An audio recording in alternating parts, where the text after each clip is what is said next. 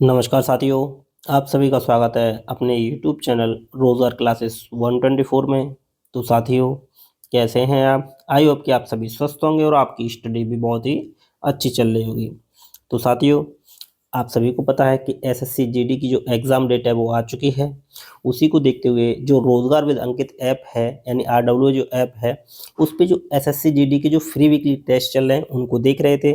तो हम साथियों जो 11 जनवरी 2026 को जो एग्ज़ाम हुआ है फ्री वीकली टेस्ट, उसके साथियों मैथ सॉल्यूशन को हम देख चुके हैं। आज हम बात करेंगे रीजनिंग के सॉल्यूशन के बारे में, और जहाँ कोई ट्रिक्स टिप्स वगैरह होगी वो आपको बताते चलेंगे। तो जल्दी से जल्दी यह वीडियो अपने दोस्तों के साथ भी शेयर कीजिए ताकि इस वीडियो के माध्यम से उन्हें भी हेल्प मिल सके। और चैनल को लाइक सब्सक्राइब करना ना भूलिएगा, क्योंकि साथियों आपके सब्सक्रिप्शन से हमें जो है मोटिवेशन मिलता है। चलिए देर ना करते हुए वीडियो स्टार्ट करते हैं।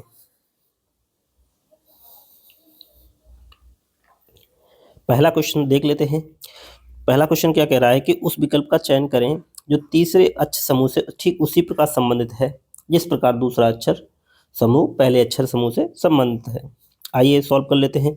ऐसे क्वेश्चनों को आपको करने के लिए आपको जो अल्फ़ाबेटिकल प्लेस वैल्यू है, यानी जैसे ए कितने पे आता है, 1 पे आता है, जे कितने पे आता है, 10 पे आता है, जो उनकी अल्फ़ाबेटिक प्लेस वैल्यू है आपको टिप पे होनी चाहिए, है ना। तो उसको साथियों अच्छे से याद कर लें। चलिए देख लेते हैं। अब इसमें क्या कह रहा है, केयर केयर को HUDF लिखा जाता है। टॉम को क्या लिखा जाएगा? केयर को क्या लिखा जा रहा है? केयर क्या कह रहा है? HUDF। अब सी कितने पे आता है? तो सी आता है 3 पे, ए 1 पे, और आर 18 पे, और ई 5 पे, और एच आता साथियों 8 पे, यू 21, डी 4 और एफ 6। अगर हम देख पा रहे हैं साथियों, तो ये जो क्रॉस में है, तो क्रॉस में कितना ऐड हुआ? 3 से कितना हो रहा है? 6, मतलब 3 प्लस हो रहा है। फिर ए पे 4 हो रहा है, तो यहाँ भी 3 प्लस हो रहा है, और 18 से 21 हुआ है, ये भी 3 प्लस हुआ है, और ई से एच हुआ है, मतलब 5 से 8 हुआ है, प्लस 3 हो रहा है। तो हम देख पा रहे हैं अगर हम क्रॉस कर रहे हैं तो उसमें प्लस 3 हो रहा है। जब सब में प्लस 3 हो रहा है, तो इसको भी जब हम करेंगे तो टी टी कितने पे आता है? तो ये आता है 20 पे, और ये आता है 15 पे, ओ एम आता है 13, और बी आता है 2 पे। तो 20 में हम 3 ऐड करेंगे तो लास्ट में क्या आ जाएगा? वो आ जाएगा डब्लू 23। 20 और 3 23। ओ में जब हम 3 ऐड करेंगे, 15 और 3 18, तो आ जाएगा आर, और 13 में हम 3 ऐड करेंगे तो हो जाएगा 16, यानी पी, और 2 में हम 4 ऐड कर 2 में हम 3 ऐड करेंगे तो 5 हो जाएगा, मतलब ई। तो आएगा क्या आंसर? EPRW। तो EPRW किस पे है? डी इसका सही आंसर है, EPRW। आई होप कि साथियों ये क्वेश्चन आपको समझ में आया होगा। ज़्यादा टफ क्वेश्चन नहीं है, क्रॉस होके प्लस 3 ऐड हो रहा है। चलिए नेक्स्ट बात करते हैं। सॉरी, नेक्स्ट आ रहा है कि एक सीरीज दी गई है और क्वेश्चन मार्क की जगह पूछा है। चलिए सॉल्व कर लेते हैं साथियों। तो 5 से 5 हो रहा है, फिर 15 हो रहा है, फिर 75 हो रहा है, यहाँ क्वेश्चन मार्क है, और आगे 47 75 हो रहा है। तो हम देख पा रहे हैं 5 से 5 कैसे हुआ? तो 5 से 5 5 एकम 5 हो जाएगा, यानी मल्टीपल 1। और फिर 5 से 15 हो रहा है तो मल्टीपल 3। फिर 15 से 75 हो रहा है, तो कितने? 15 15 75 होते हैं, प्लस इंटू 5, यानी पहले 1 का गुणा, फिर 3 का गुणा, फिर 5 का गुणा। तो ऐसे ही आगे कितना का आएगा? 7 का गुणा आना चाहिए, और फिर 9 का गुणा आना चाहिए। अगर आप 75 में 7 का गुणा करें तो कितना आएगा? तो ये आएगा 7 पन्ना 35, और 7 दूनी 49, 3 52, 525। और अगले में 9 का गुणा होने के 47 25 आना चाहिए कन्फर्मेशन के लिए। 9 पन्ना 45, और 9 दूनी 18, 18 4 22, और 9 पन्ना 45, 2 47। यानी जो यहाँ पे क्वेश्चन मार्क की जो वैल्यू आएगी वो 7 का मल्टीपल आएगी, यानी 525। तो ए इसका सही आंसर है 525। यानी जो सीरीज दी गई है तो उसमें क्या है, जो विषम संख्या है, विषम संख्याओं का क्रमानुसार मल्टीपल हो रहा है। पहले 1 का मल्टीपल किया, फिर 3 का किया, फिर 5 का किया, फिर 7 का किया, फिर 9 का किया है, ऐसे करके ये ए इसका सही आंसर होगा। चलिए नेक्स्ट क्वेश्चन देख लेते हैं। नेक्स्ट क्वेश्चन ब्लड रिलेशन से है। तो ब्लड रिलेशन का हम तरीका जो बताए हैं, बहुत बहुत अच्छा तरीका बताए हैं, तो उससे आपका आसानी से हो जाएगा। तो क्वेश्चन कह रहा है कि बी ए का इकलौता पुत्र है, सी डी की माँ है, ए सी की माँ है, तो बताएं बी का डी से संबंध क्या है। तो बी जो है ए का इकलौता पुत्र है, तो बी क्या है, ए का इकलौता पुत्र। अब पुत्र है और मेल है यानी पुरुष है, तो पुरुष के लिए तो प्लस आ जाएगा, और पुत्र है किसका, ए का, तो ए किधर आ जाएगा, ऊपर वाली जनरेशन में। ठीक है, ए का जेंडर डिसाइड नहीं है। अब सी डी की माँ है, और आगे हम देख पा रहे हैं ए जो है सी की माँ है, तो ए किसकी माँ है, सी की माँ है, और सी डी की माँ है, तो ए सी की माँ, यानी ये जो माँ है किसकी, सी की माँ, तो सी कहाँ आ जाएगा, यानी बी का या तो बहन होगा या भाई होगा, कौन, शी। अब उसने बोला है कि केवल इकलौता पुत्र है, इकलौता पुत्र है, तो ये तो पुत्र है, तो ये पुत्री होगी ही होगी, क्योंकि केवल एक ही पुत्र है, तो पुत्री के लिए माइनस आ जाएगा। और सी जो है डी की माँ है, तो सी कैसे डी की माँ होगी, तो डी किस में आ जाएगा, नीचे वाली जनरेशन में, यानी उससे नीचे वाली जनरेशन में। और डी का कोई हमें संबंध पता है, नहीं पता। पूछा है कि बी का डी से संबंध, तो बी का डी से कौन लगेगा, यानी जो बी की माँ है सी, सी का भाई कौन होगा, यानी माँ का भाई कौन होता है, मामा, तो ये कौन हो जाएगा, तो ये हो जाएगा मामा, तो बी इसका सही आंसर है, मामा। तो इस तरह से साथियों आप क्वेश्चन करेंगे ब्लड रिलेशन के, तो बहुत इजीली सॉल्व कर पाएंगे। चलिए नेक्स्ट क्वेश्चन की बात करते हैं। नेक्स्ट क्वेश्चन शब्दकोश डिक्शनरी के अनुसार, जो इंग्लिश शब्दकोश डिक्शनरी है उसके अनुसार, तो इस तरह के क्वेश्चन इजी होते हैं। आइए देख लेते हैं। पहला है नॉमिनेट, फिर नोमेंस लेक्चर, फिर है नोवाइश, नेक्टर और नेचुरल। ठीक है, तो पहले क्या है, सब में साथियों देखिए एन एन एन एन, तो इससे तो नहीं, फिर उससे अगले वाले वर्ड पे गए, फिर ओ ओ ओ, इसमें ई है और इसमें भी ओ है, तो बताइए ओ और ई में सबसे पहले कौन आता है, ई आता है, तो यानी 4 नंबर का है, ये पहले आ जाएगा, तो पहले आएगा 4 नंबर। फिर ओ से उसके बाद अगले वर्ड पे गए, एम एम वी और सी, तो बताइए एम सी और वी में कौन पहले पे आता है, तो आप कहोगे कि सी पहले पे आता है, तो फिर आएगा 5, तो 4 5, तो ये आंसर तो हो ही नहीं सकता, ये भी नहीं हो सकता। नेक्स्ट बात करेंगे, और देखिए वी और एम में कौन सबसे पहले आता है और कौन सबसे लास्ट में आएगा, क्योंकि तो वी सबसे लास्ट में आएगा, तो लास्ट में क्या होना चाहिए, 3, तो लास्ट में 3 होना चाहिए, तो इसमें 1 है, तो ये भी नहीं हो सकता, यानी डी इसका सही आंसर होगा। क्या होगा, डी, तो डी इसका सही आंसर है, आगे सॉल्व करने की आवश्यकता नहीं है। चलिए नेक्स्ट क्वेश्चन की बात करते हैं। नेक्स्ट क्वेश्चन कह रहा है कि पंचभुज क्रिकेटरों का प्रतिनिधित्व करता है, वर्ग शतरंज खिलाड़ियों का प्रतिनिधित्व करता है, और वृत्त क्लर्कों का प्रतिनिधित्व करता है। ठीक है, यानी जो वर्ग है वो किसका प्रतिनिधित्व कर रहा है, तो वर्ग कर रहा है शतरंज खिलाड़ी जो है,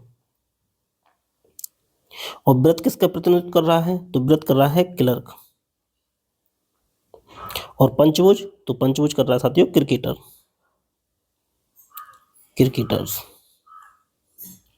अब पूछा है उसने, क्वेश्चन ये है, क्वेश्चन कह रहा है कितने क्रिकेटर शतरंज खिलाड़ी तो हैं लेकिन क्लर्क नहीं हैं, यानी जो क्रिकेटर्स हैं वो शतरंज तो खेलते हैं लेकिन क्लर्क नहीं है वो, तो क्लर्क में क्रिकेटर्स कितने हैं, 36 हैं, और 22 हैं, 16 है, ये इसी के अंदर तो आ रहे हैं जो पंचभुज के अंदर आएंगे, लेकिन वो क्या कह रहा है, क्लर्क नहीं होने चाहिए लेकिन शतरंज खेलने चाहिए। ये तो 36 क्या है, 36 केवल क्रिकेटर्स हैं, और ये जो 16 और 28 हैं ये क्या है, ये क्रिकेटर्स क्लर्क हैं, और जो 28 हैं वो सभी यानी क्रिकेटर्स जो हैं क्लर्क भी हैं और शतरंज भी हैं, लेकिन पूछा है केवल शतरंज खिलाड़ी होने चाहिए, तो शतरंज खिलाड़ी कौन है, 22, तो 22 शतरंज खिलाड़ी हैं, यानी सी इसका सही आंसर है।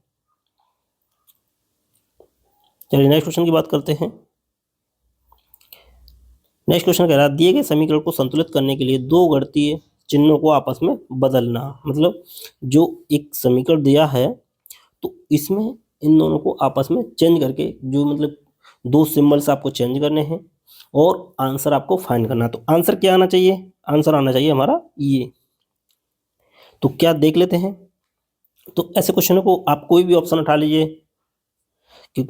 तो हम मान लेते हैं चौथा ऑप्शन उठाया हमने। चौथा ऑप्शन जो गुणा को माइनस करेंगे, तो जब गुणे को हम माइनस करेंगे साथियों तो ये माइनस हो जाएगा और ये गुणा हो जाएगा। अब हम यहाँ से आगे सॉल्व करने की आवश्यकता नहीं है। अब देखिए 13 का 26 में मल्टीपल होगा, 13 का 26 में मल्टीपल होगा और ये 13 13 13 169 होता है और 169 से क्या बड़ा ही आंसर आएगा, मतलब 2 से बड़ी है संख्या आएगी। तो ये तो आंसर हो नहीं सकता, तो ये आंसर हो नहीं सकता। अब बात करते हैं भागित और गुणे की। तो यहाँ पे गुणा हो जाएगा और यहाँ पे भागित हो जाएगा। तो ये हो जाएगा 9 प्लस 26 और माइनस 13। तो 9 अच्छा 15 35 35 में 13 जाएंगे तो 2 बचेगा, नहीं बचेगा। तो ये भी आंसर नहीं हो सकता। अब प्लस और माइनस, प्लस और माइनस, ये प्लस हो जाएगा और ये माइनस हो जाएगा। तो यहाँ पे भी 169 हो जाएगा। अब साथियों 169 में से हम कोई भी संख्या घटाएंगे, हमको 167 घटाना पड़ेगा तभी तो 2 आएगा। लेकिन क्या ये 167 हो जाएगा? नहीं होगा। तो ये भी आंसर नहीं हो सकता। अब आगे जब हम देख लिए तो इसको सॉल्व करने की आवश्यकता है नहीं है, ये इसका आंसर होगा। आइए कंफर्मेशन के लिए देख लेते हैं। तो भागित को माइनस करना है, तो इसको हमने माइनस कर दिया और इसको भागित कर दिया। तो ये कितना हो जाएगा? तो ये हो जाएगा 13 × 39 यानी 39 माइनस 13 × 39 प्लस और ये यहाँ से 2। तो 39 में से 39 गया 0, बचेगा 2। ये इसका सही आंसर है। तो ऐसे क्वेश्चन करने के लिए एक तो देखिए डिविजिबल करने के बाद कोई संख्या पॉइंट में तो नहीं आ रही है, वो देखना है। दूसरी बात, कैलकुलेशन जो आपको फास्ट करनी होगी, इसमें कोई ये तरीका नहीं है कि यही आंसर होगा। कोशिश करिए सी या डी ऑप्शन पहले अटेम्प्ट करने की, यानी पहले या तो सी लगाएं या डी। चलिए नेक्स्ट क्वेश्चन की बात करते हैं। तो नेक्स्ट है कि निम्नलिखित अक्षर समूह यानी जो अल्फाबेट हैं तो उनकी एक सीरीज दी गई है। तो उसमें क्या है, नेक्स्ट क्वेश्चन पूछा है, क्वेश्चन मार्क की जगह क्या आएगा। तो वही बात है, आपको प्लेस वैल्यू पता होनी चाहिए। अब जी के बाद क्या आ रहा है? जे, फिर एम, फिर क्या आएगा, फिर क्या आएगा। तो जी कितने पे आता है साथियों? तो जी आता है 7 पे, जे आता है 10 पे, एम 13 पे, यहाँ कितने पे आएगा और एस आता है 19 पे। तो 7 और 3 देखिए, 7 और 3 10, 10 और 3 13, 13 और 3 16, 16 और 3 19। मतलब यहाँ पे जो पहले से अक्षर आएगा वो क्या आएगा? 16 पे क्या आता है? पी। पी क्योंकि प्रत्येक में जो पहला वर्ड है उसमें 3 3 ऐड हो रहा है। दूसरा वर्ड देखते हैं, ये आर कितने पे आता है? तो आर आता है 18 पे, वी आता है 22 पे, जेड आता है कितने पे? 26 पे, और यहाँ पे पूछा है और एच आता है 8 पे। तो 18 और 4 कितना होता है? 22, फिर 22 और 4 26, 26 और 4 मतलब कितने पे? 26 और 7 30, 30 पे क्या आता है? मतलब 4 पे, 4 पे आता है डी, और फिर 4 और 4 8, यानी जो यहाँ पे जो अल्फाबेट वैल्यू आएगी वो क्या आएगी? 4, 4 पे क्या आता है? डी। तो डी, तो ए होता है नहीं होता, पी भी ई नहीं होगा और पी सी भी नहीं होगा। तो ये आपको स्मार्ट अप्रोच रखनी पड़ेगी। आप ये नहीं है कि सभी ऑप्शंस आप सॉल्व करते जा रहे हैं। भाई आंसर जब हमको मिल गया है, बी इसका सही आंसर है, तो आगे सॉल्व करने की क्या आवश्यकता है। अगर आप सॉल्व करना चाहते हैं तो ऐसा भी कर सकते हैं। 20, टी कितने पे आता है? 20 पे, 20 और 5 25, 25 और 5 30, 30 और 5, 30 और 5 कितना होता है? 35, यानी 5 और 4 मतलब 4 आता है डी पे। तो 4 पे क्या आता है? डी, डी में 5 ऐड करेंगे तो क्या आ जाएगा? आई, मतलब 9, 9 पे क्या आता है? आई, तो पी डी आई। तो या तो आप सॉल्व कर लीजिए, लेकिन आपको क्या है कि स्मार्ट अप्रोच रखनी पड़ेगी। अगर आपका आंसर मिल रहा है तो आगे सॉल्व करने की आवश्यकता नहीं है, क्योंकि आपको टाइम भी सेव करना है। चलिए नेक्स्ट क्वेश्चन की बात करते हैं। नेक्स्ट क्वेश्चन कह रहा है यदि डी को 12, ए जी ई को 39, तो जे ए डी ई को क्या लिखेंगे। तो डी कितने पे आता है? 4 पे आता है। तो 4 से 12 कैसे हो रहा है, तो यानी 3 का गुना हो रहा होगा। ऐसे ही इसको देख लेते हैं, ये 1 है, ये 7 है और ये 5 है, तो 7 5 12 13, यानी 13 से ये 39 कब होगा, ये भी 3 का गुना होगा। मतलब जो इसकी जो सम आएगा, सभी अल्फाबेटिकल के जो प्लस वैल्यू का सम आएगा, उसका क्या हो जाएगा, उसका 3 गुना हो जाएगा। अब 3 गुना होगा, क्या ये 3 गुना है, नहीं है। क्या ये 3 गुना है, नहीं। क्या ये 3 गुना है, नहीं। बस एक ही 3 गुना है, तो बी इसका सही आंसर है। क्यों साथियों, झंझट में पढ़ना, है ना। तो क्या है, बी इसका सही आंसर है। अगर आप देखना चाहें तो आइए, आपको हमें क्या है, हमें तो आपको समझाना है, लेकिन आपको एक स्मार्ट अप्रोच रखनी पड़ेगी। आइए, जे कितने पे आता है, 10 पे। ए कितने पे आता है, 1 पे। और डी कितने पे आता है, 4 पे। ई कितने पे आता है, 5 पे। तो 10 और 1 क्या है, 11 और 4 15 और 5 20। तो 20 का क्या है, 3 गुना। क्या, 3 गुना, तो ये 60। आंसर वही आएगा। चाहे आप टाइम सेव कर लीजिए या टाइम खर्च कर लीजिए। चलिए नेक्स्ट क्वेश्चन की बात करते हैं। बोला है कि उस विकल्प आकृति का चयन करें जो नीचे दी गई आकृति क्वेश्चन मार्क के स्थान पे आएगी। तो एक आकृति दी गई है, तो इसमें एक सीरीज चल रही है, जैसे पहले नंबर पे ये है, दूसरे ये, तीसरे, तो यहाँ पे पूछा उसमें क्या आएगा। अब आपको यहाँ भी स्मार्ट अप्रोच रखनी पड़ेगी, यानी कोई भी क्वेश्चन करना है तो आपको ये देखना है कि क्वेश्चन इजीली कैसे हो रहा है।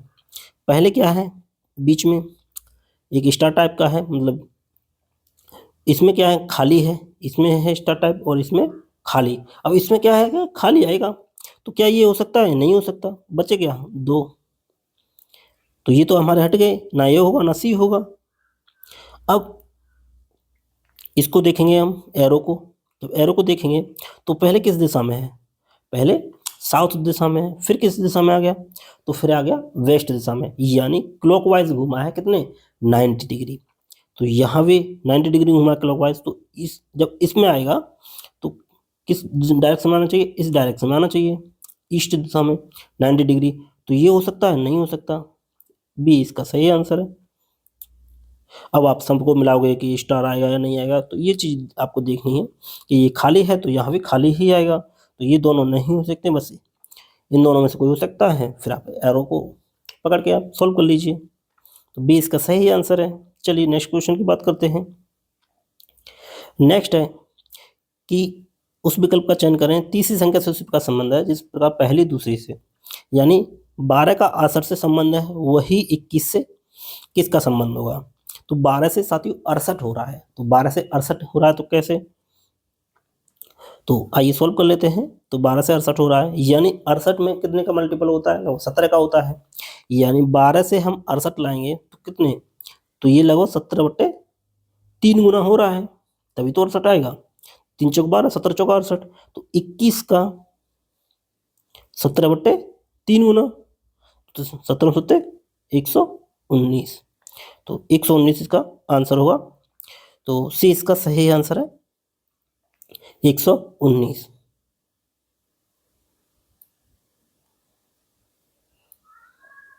इसका सही आंसर है। चलिए नेक्स्ट क्वेश्चन की बात करते हैं। नेक्स्ट कह रहा है पेंटर, वकील और संगीतकार, तो इनका एक वेन डायग्राम बनाना है आपको। तो कैसे बन जाएगा, पेंटर संगीतकार हो सकते हैं भाई, तो लेकिन सभी पेंटर संगीतकार नहीं होंगे, ना सभी संगीतकार पेंटर होंगे, तो ये हो गया। अब कुछ वकील पेंटर भी हो सकते हैं, संगीतकार भी हो सकते हैं, यानी ये ऐसे बन जाएगा। तो ए इसका सही आंसर है, ए इसका सही आंसर है। यानी अगर ये पेंटर है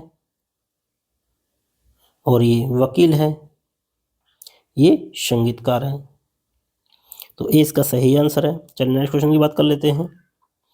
नेक्स्ट कह रहा है कि किसी निश्चित कूट भाषा में 893 को शाहिद लाइक्स केक और 137 का अर्थ है केक्स आर डिलीशियस और 274 का अर्थ है बी आर गर्ल्स, तो इसी भाषा में गर्ल्स का कोड क्या होगा। तो आइए सॉल्व कर लेते हैं।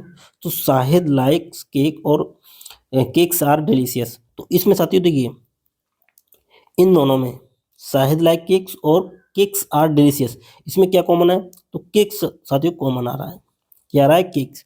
तो यहाँ भी वही संख्या होगी और यहाँ भी वही संख्या कॉमन आनी चाहिए। तो हम देख पा रहे हैं क्या कॉमन है, 3 कॉमन है। तो केक का कोड क्या हो जाएगा, तो केक का कोड हो जाएगा 3। अब केक का कोड 3 हो गया। अब हम देख पा रहे हैं कि केक्स आर डिलीशियस और वी आर गर्ल्स। तो cakes are delicious, we are girls. हमको ये भी करने की आवश्यकता नहीं थी, हमको सिर्फ आर और बी का कोड चाहिए था। तो आर का, अब यहाँ पे आर कॉमन है, क्या है, आर कॉमन है, और यहाँ पे भी आर है। तो वही संख्या यहाँ पे जो होगी 137 और 274, तो यहाँ पे 7 कॉमन है और यहाँ भी 7 कॉमन है। तो आर का कोड क्या हो जाएगा, तो आर का कोड हो जाएगा 7। अब साथियों देखिए, वी और गर्ल्स ये कहीं भी नहीं दिए हैं, एक में ही। तो क्या बी और गर्ल्स का कोड फाइंड कर सकते हैं, नहीं। तो वी और गर्ल्स, तो या तो 2 होगा जो बाकी बचे, या 4 होगा इन दोनों में से। यानी गर्ल्स का या तो 2 हो सकता है या 4 हो सकता है, और वी का भी 2 हो सकता है या 4 हो सकता है, लेकिन पूछा है गर्ल्स का, तो 2 और 4 में से कोई एक हो सकता है। तो ऑप्शन में क्या दिया है, 3, 2, 7, 9, मतलब 2 कोड दिया है, तो बी इसका सही आंसर है। अगर 4 भी दिया होता तो ए और बी हो जाता, मतलब 2 और 4 दोनों हो जाता। अगर दोनों नहीं दिया तो वी कांट डिटरमाइन, है ना, कि हम ज्ञात नहीं कर सकते। ठीक है, तो बी इसका सही आंसर है, 2 इसका सही आंसर हो जाएगा। चलिए नेक्स्ट क्वेश्चन की बात करते हैं। नेक्स्ट क्वेश्चन कह रहा है, 4 युग्म दिए गए हैं, 3 किसी तरह समान है, जबकि ए एक असंगत है। तो 2 और 51, 17 और 6, 34 और 3, 24 और 4। अब साथियों देखिए, 51 और 2 में एक संख्या अभाज्य है, 2 क्या है, अभाज्य है। इसमें 17 अभाज्य है, इसमें 3 अभाज्य है, इसमें दोनों भाज्य संख्या हैं। तो डी इसका सही आंसर होगा। या आप एक तरीके से और भी कह सकते हैं, अगर इनका मल्टीपल देखें तो 2 गुणा 51 कितना होता है, 102। 17 चिक्के ये भी 102 हो रहा है, और 34 3 चौक 12 3 3 9 102 ये भी 2 हो रहा है, और ये 24 चौके 96। यानी सबका जो मल्टीपल है वो 102 हो रहा है, और एक जो संख्या है वो 96 हो रहा है। तो डी इसका सही आंसर है। या अभाज्य संख्याओं से भी कर सकते हैं और ऐसे भी कर सकते हैं, बस आपका आंसर आना चाहिए, तरीका कोई भी हो। बोला है कि सभी मुर्गे भालू हैं और सभी भालू घोड़े हैं, और हमको ज्ञात करना है कुछ भालू मुर्गे हैं, कुछ घोड़े मुर्गे हैं, सभी मुर्गे घोड़े हैं। आइए कर लेते हैं। तो सभी मुर्गे भालू हैं, तो सभी मुर्गे क्या है, भालू हैं। ठीक, भालू का भी कोड बना लेते हैं। तो ये क्या है, भालू। और सभी भालू घोड़े हैं, तो सभी भालू घोड़े ये भी इसके बाहर बन जाएगा। तो ये क्या हो जाएगा, घोड़े। और जब ऐसा डायग्राम बन जाए तो हमने बताया है, जब अंदर से बाहर की तरफ देखेंगे, जब अंदर से बाहर की तरफ देखेंगे तो सभी और कुछ दोनों सही होगा, और जब बाहर से अंदर की तरफ आएंगे तो क्या, केवल कुछ सही होता है। यानी कुछ पॉजिटिव हो तो दोनों में सही होगा, चाहे अंदर से बाहर हो या बाहर से अंदर हो। जैसे कुछ भालू मुर्गे हैं, कुछ घोड़े मुर्गी हैं, तो ये दोनों ही सही होंगे, हमको देखने की आवश्यकता नहीं है पॉजिटिव है और कुछ में, दोनों कंडीशन में सही होता है जब ऐसा डायग्राम बने। अब सभी मुर्गे घोड़े हैं, सभी मुर्गे घोड़े हैं, सभी मुर्गे ये हैं और घोड़े ये हैं। तो मैंने क्या बोला था, अंदर से बाहर की तरफ आएंगे तो सभी भी सही होता है, यानी ये भी सही होगा। तो सभी निष्कर्ष अनुसरण करते हैं, डी इसका सही आंसर है, सभी निष्कर्ष अनुसरण करते हैं। चलिए नेक्स्ट क्वेश्चन की बात करते हैं। नेक्स्ट दी गई आकृति में दाईं ओर दर्पण रखे जाने पर बनने वाला सही दर्पण प्रतिबिंब क्या होगा। यानी जो दर्पण रखा गया है वो दाईं ओर इधर रखा हुआ है। ठीक है, जब दाईं ओर रखा है दर्पण साथियों, तो कोई भी आकृति क्या है, लेफ्ट की राइट हो जाती है।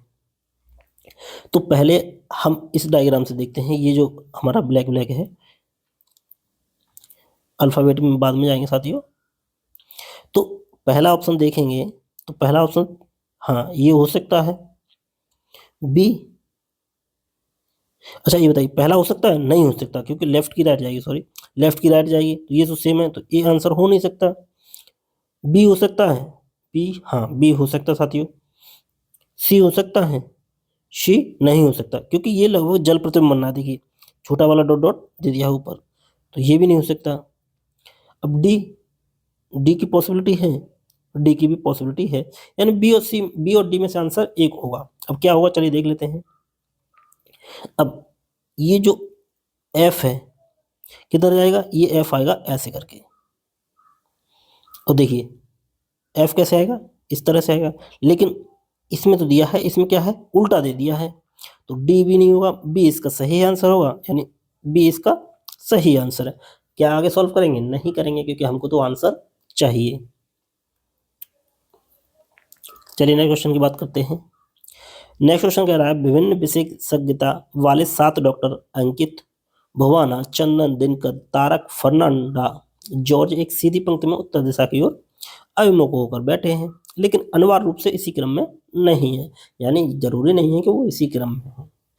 हमको अब दिया है फर्नांडा जो है चंदन के बीच में, फर्नांडा और चंदन के बीच में केवल एक डॉक्टर बैठा है, यानी एक व्यक्ति बैठा है, डॉक्टर तो सभी हैं, एक व्यक्ति बैठा है।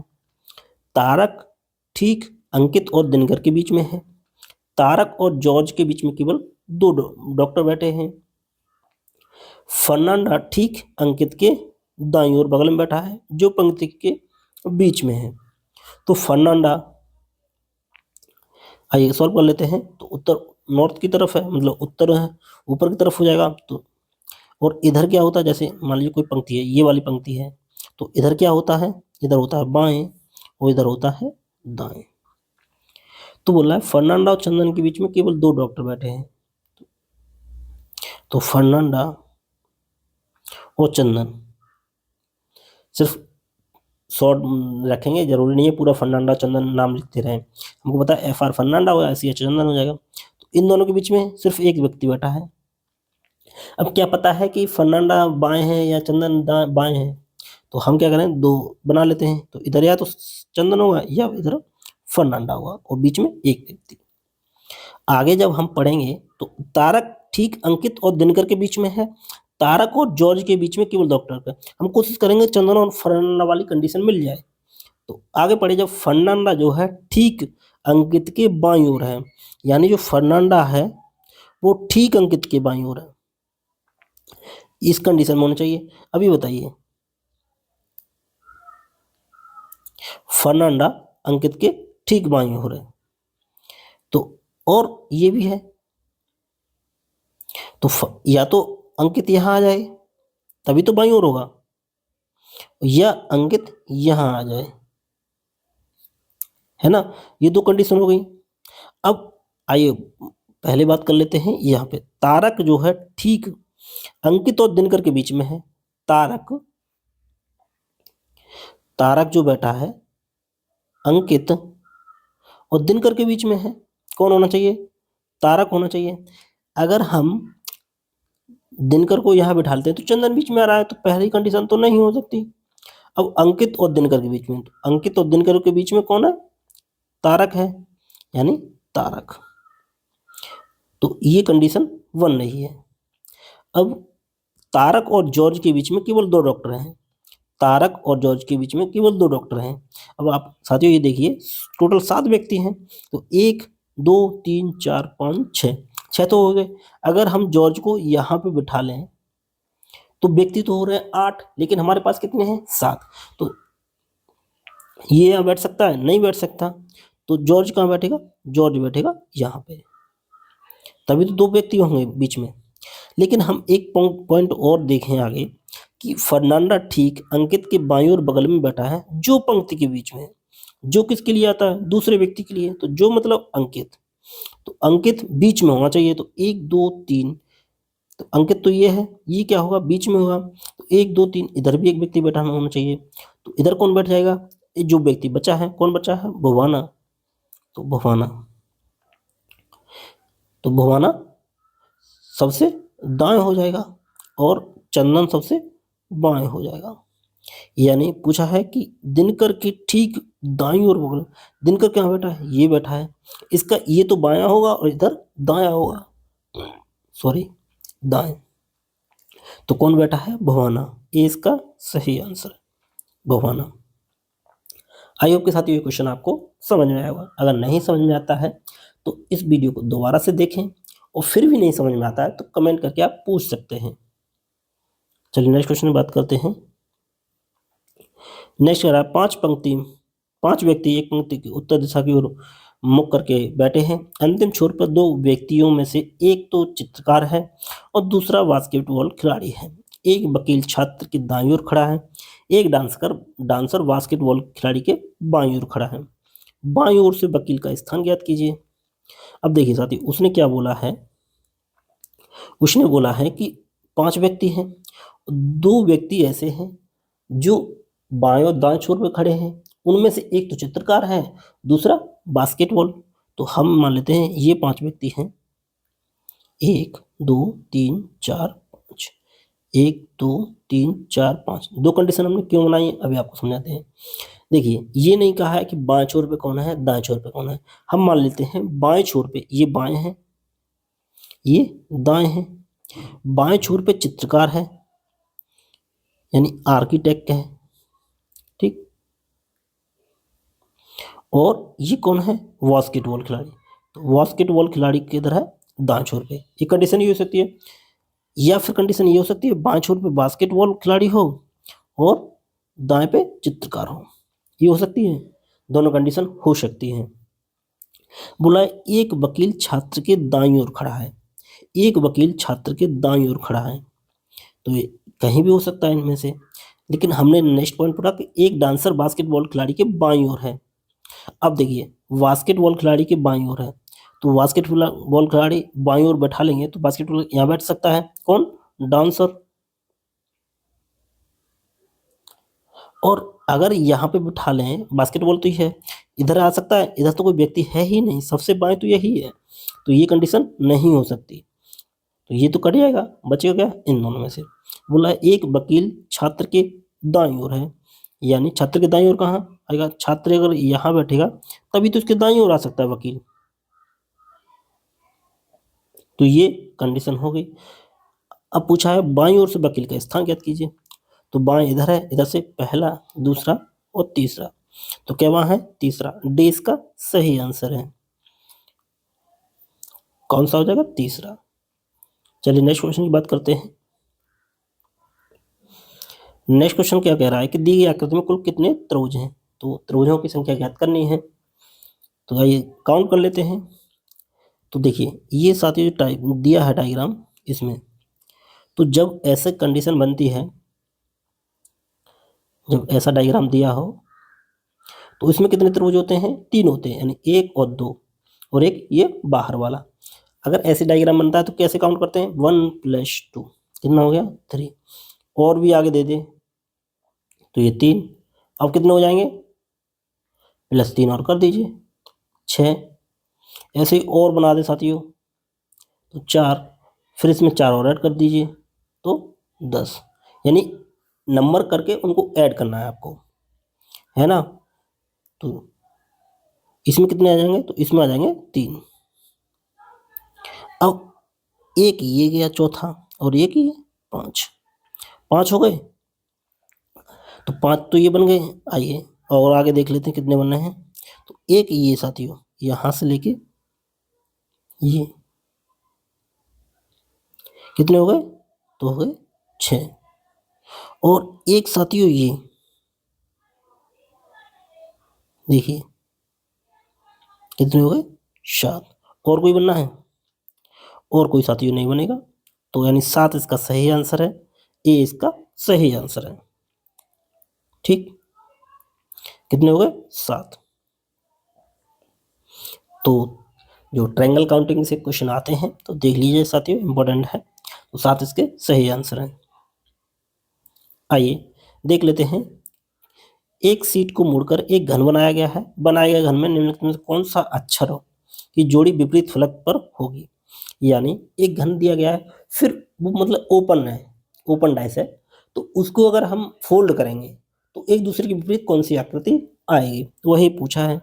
तो जब ऐसा दिया हो तो आपको क्या करना है, 1 से 3 तक गिनती पढ़नी है। कैसे?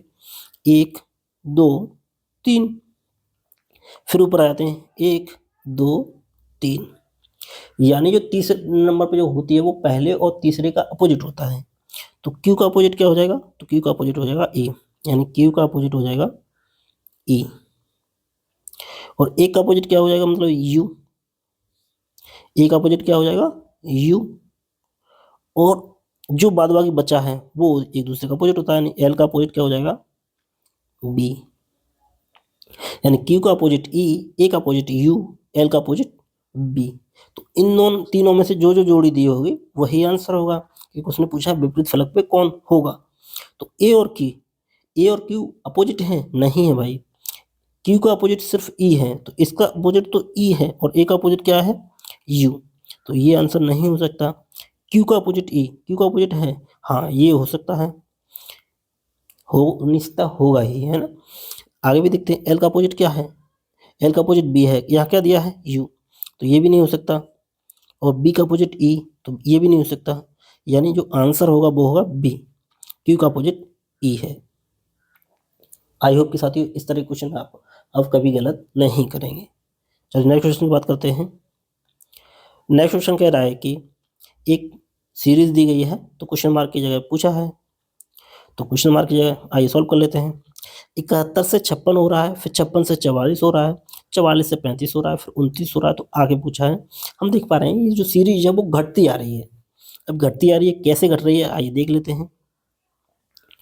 तो पहले 71 से 56 हो रहा है, कितना माइनस हो रहा है, तो ये हो रहा है साथियों 15, 15 माइनस हो रहा है। फिर 56 से 44 कब होगा, जब माइनस का 12 होगा। और 44 से 35, 44 से 35 होगा -9, और 35 से 29 कब होगा, -6। अब हम देख पा रहे हैं कि पहले 15 माइनस हुआ, फिर 12 माइनस हुआ, फिर 9 माइनस हुआ, फिर 6 माइनस हुआ, मतलब 3 कम होता माइनस हो रहा है। तो यहाँ भी, यहाँ कितना आएगा, -3। तो 29 में से 3 गए तो कितना बचेगा, 26। तो आंसर होगा 26, सी इसका सही आंसर है 26। तो साथियों यह वीडियो यहीं समाप्त होता है।